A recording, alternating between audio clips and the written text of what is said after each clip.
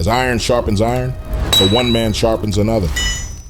Well, thank you guys so much. I'm so grateful for people like you that want to stand in the gap and protect people. And, obviously, as Christians, we love people, right? That's, the key thing, but we also part of loving them is also providing protection. So I thank you guys so much for committing your time and your energy and your resources to doing that. And that's awesome. So thank you so much. What we're going to talk about today, we're a bunch of stuff to cover, so I'm going to hustle through there's going to be about 90 minutes of instruction, and there's going to be about 30 minutes where you get to do some scenarios to practice some of the stuff we're learning. So I'm going to try to hustle through the 90 minutes. If I go kind of quick, feel free to ask me any questions. And then I have a YouTube channel. It's at the bottom. It's called ISITE Training, and I've got videos on almost everything we're going to cover that'll go a lot more in depth than I'm going to be this morning. So if you want to watch something and you're like, hey, let me look at that again or whatever, you can find most of it on there. Security isn't just, hey, we're Navy SEALs, right? It's just, it's not like, you turn off your brain, you're a Terminator all of a sudden, but obviously, it's part of ministry. And so, in John 15, Jesus says, hey, abide, you can't bear any fruit apart from me, right? So we want to abide in Christ, right? We want his love and his spirit to guide us. We can do all the awesome security stuff in the world, but if God doesn't build the house, the laborers labor in vain. We know that scripture. So just want to encourage you guys that what you're doing is wonderful. Be filled with, the Lord and do it well, do it great. A verse that I love is from 1 Corinthians 16. It says, stand firm in the faith, act like men, be strong, and let everything you do be done in love. So just want to encourage you guys. I know sometimes people act like, oh, the real ministry is, in the worship team, or it's in this and that. But I know you guys are serving God through this and loving him and loving people, and just want to commend that. So it's awesome. So I try to talk sometimes about a real basic model of security that I call the AAA model of security. And so the first A in that is access. And so usually, generally the more you can control access to something, the more secure it is. And, here we want to secure your people, right? They are the church, right? And so you guys do an incredible job where you've got, fences around almost all the property, and you can direct everybody through that one central area, which is awesome. I wish we could do that at my church. We've got like 100 different places to enter the church, and it makes it a lot harder to secure. So I think that's fantastic. And I love the fact that, if it's open, that gate, and you detect somebody in the parking lot that's walking up with a rifle, you can close that gate, right, and help create a barrier. That's fantastic. So just A+ you guys on controlling access. That's wonderful. Now, of course, you could always have somebody crazy who jumps a fence or, something like that, right? That could always happen. But in general, you do a wonderful job, and that's awesome. Wish our church did that. So the next A in the AAA security model I'll talk about is awareness. And obviously, you guys are probably familiar with situational awareness where, you're not just on your phone, you're aware of what's happening around you. And as a team, you kind of expand that. You've got different layers of security. So Rod was telling me you've got somebody in the parking lot, and so you've got eyes on that. So if you detect something strange there, you can become aware of it. You've got another layer as folks are coming in through kind of this hallway, and you've got somebody who's aware of what's going on there. And then of course, in the sanctuary, you've got another layer, a third layer of security, which is excellent. Ideally we'd have a layer everywhere at every building, with the kids, with the elderly, with whoever. But you guys are doing a great job of building that layered security and being aware of any potential threats, or just people who need help, people who you can encourage, as they're coming into church. So that's great.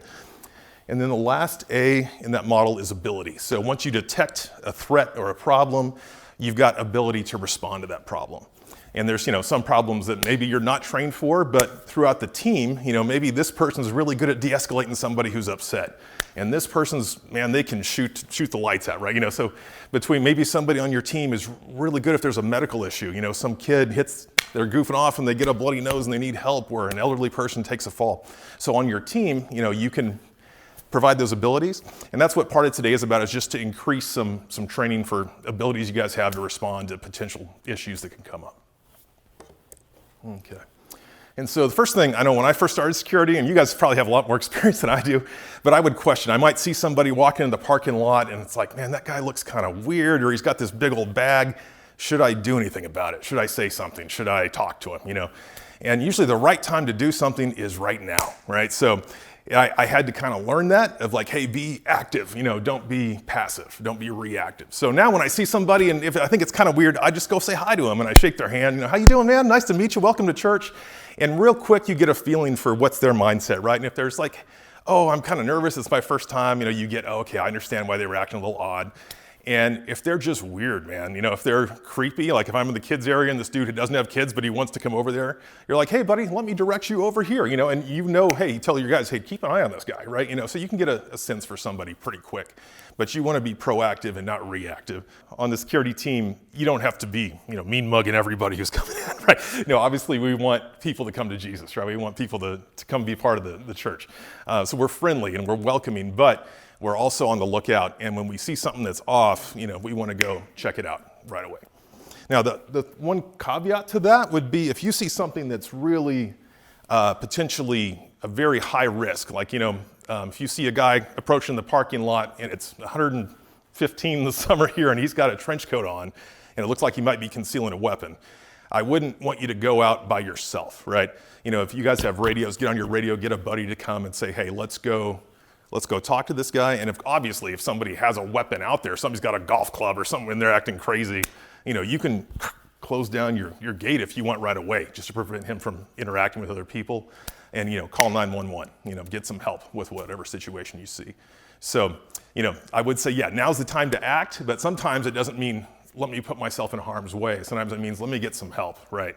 And interface in a way that's as safe as possible, but still protecting the people that we care about. Okay, so I want to show you a little video. We want to, like I was saying, we want to represent the love of God, and we also want to protect people. We want to, if there's a threat, we want to protect people from that threat. Sometimes people can do that in a terrible way, and you can even wind up making a terrible decision. This is an example of that, a security guard who does not de-escalate and makes a lot of problems. So this is a bad example of de-escalation. We're going to show you a good example later.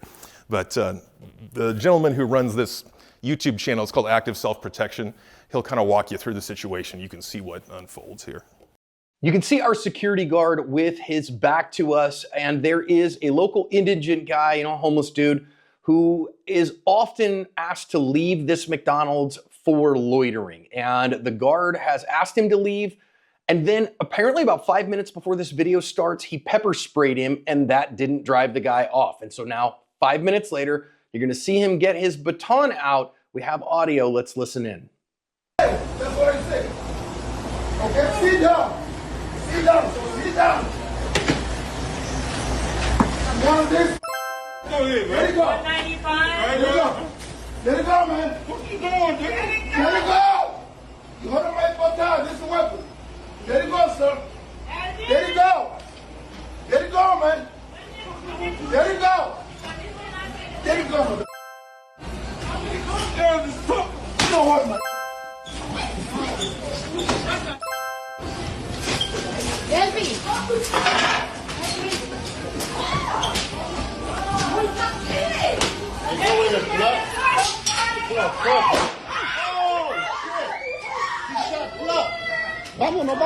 The guard shot him once in the chest. That shot proved to be fatal. The guard has been charged with second-degree murder in this case. The prosecutor saying he did not face a threat to his life when he shot him.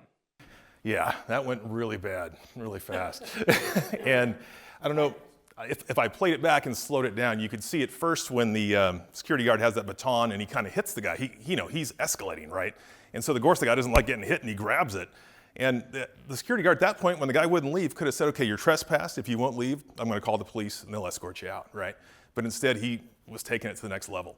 And then he was backing up. The guy was grabbing. He's like, I don't like getting hit with this baton. And the guy's holding on to it. And as he's backing up, I don't know if you saw it, but he pulled his gun out as he's telling the guy to let go. And then the guy did let go and turned around and started to walk away. And that's what we want, right? That's great. And instead, he hits the guy in the arm with the baton, which escalates it again. And then as the guy is in the fist fight and beating him in the fist fight, he shoots him in the chest and kills him, and now he's going to spend probably the rest of his life in jail, or at least the next 20 years, So obviously that's not what we want from our security team.